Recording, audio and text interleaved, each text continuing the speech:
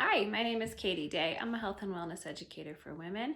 I have been a teacher for a very long time. I've taught third grade for 16 years, where I've taught kids to read, write, do math, and now I'm teaching women how to live their healthiest life.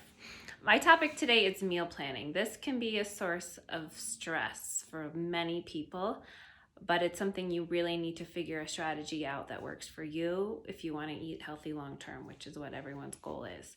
I don't know if you've ever tried the strategy in the past of where you go, you get out your cookbooks, you go to the internet, you find healthy recipes for breakfast, lunch, and dinner, you plan out your whole week, you make a long grocery list, go to the grocery store, buy all the ingredients, come home, prep them, get ready for the week.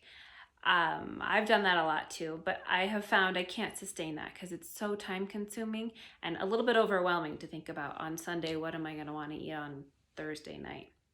I also know I have kids, jobs, all those things. So our lives are very busy. So I just don't have hours to devote to meal planning, meal prepping, any of those things. At the same time, I also know I need to cook most of my meals myself in order to eat healthy. There's just no way around it. So I have come up with a strategy that has been really helpful for me that I want to share with you in hopes it'll help you. So instead of coming up with recipes, I kind of come up with meal ideas and I rotate through them and I kind of keep it really simple. So I also think about all of my meals are very veggie centric. I know if I want to be healthy, I need to eat a lot of vegetables. There's really no way around it. And actually, the more vegetables you eat, the more you'll crave them, partially because you just feel better when you have a lot of them in your life. So all of my meals are really centered around vegetables first. Then I pick a good protein source, healthy fat, some carbs mixed in there. I always, throw some junk food in there occasionally because I'm a real human. But I always really focus on veggies, clean protein, and then kind of go from there. So when I'm thinking about breakfast for the week, I don't have time to come up with these elaborate recipes or to follow them. So I kind of pick 2 or 3 things that I know I like for breakfast, and I just rotate through them and I mix and match the ingredients so I don't get bored. So breakfast smoothies are a very easy breakfast idea. You can mix and match the ingredients so that you don't get bored, but they're just a great way to start my day with a lot of vegetables, and I can add a lot of healthy ingredients to them. I also like oatmeal in the winter. Oatmeal, you have to be careful that it doesn't give you, a carb spike, so you have to be sure you add a healthy fat to it and add some protein to it. I've trained myself to actually like eggs. I never liked them, but I know how easy they are and healthy they are for me, and I can really quickly whip up a healthy meal without really thinking about it. So I'll do a scramble of some sorts, which is just vegetables with some eggs, and I just kind of make it all in a pan really fast. So breakfast is easy that way. I kind of just do one of those 3 things and then I don't think about it. Same with lunch.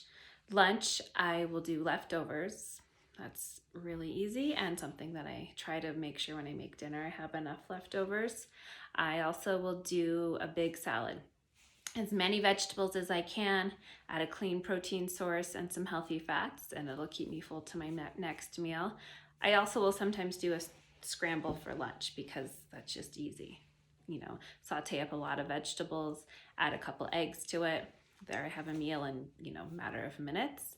So that's lunch. And then dinner, again, I just keep it simple. I always start with my vegetables, clean protein, and then build it all around there. Dinner, I do a lot of sheet pans where I just cut up a bunch of vegetables, add a meat to it, whatever protein you choose, and then I put it in the oven. So easy. I also rely a lot on my air fryer. I do a lot of vegetables and protein in the air fryer. I will do a scramble sometimes. I do a lot of stir fries too. Again, vegetable, meat. Again, I just keep it really simple. So then when I go to the grocery store, I have a list sometimes I don't. Sometimes I just think, okay, I'm going to get a lot of different protein sources. I have my favorites. I'm a big, I eat a lot of fish. I like red meat. My body tolerates it. I do some chicken. I do actually some tofu. I do some eggs. Those are just things that my body agrees with. Easy to prepare. I get a lot of those. Vegetables, the more the merrier. Again, I've learned to really love vegetables, so that's not a problem. Healthy fats, I love avocado. I like nuts. I like olives. things like that just help me stay full longer. So that has really helped simplify the meal planning process for me, is just to keep it really simple. Now, it could get boring, and it kind of does, but my way of thinking is when I'm eating at home, I eat really healthy. So then the once or twice a week where I go out to a restaurant, I'm okay eating not as healthy and having those things that are maybe not as good for me, but they taste really good, because I know all week I really ate foods that have nourished my body and made me feel good. So then I have more wiggle room when I go out to eat or if I go on vacation. I also know to have a couple treats at home.